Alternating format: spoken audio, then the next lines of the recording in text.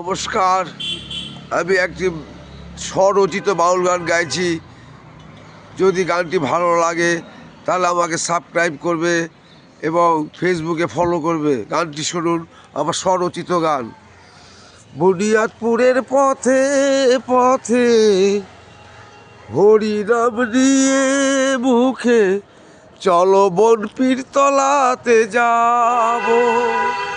ও আমি হরিনামে পাগল হব, ও আমি কৃষ্ণ নামে পাগল হব।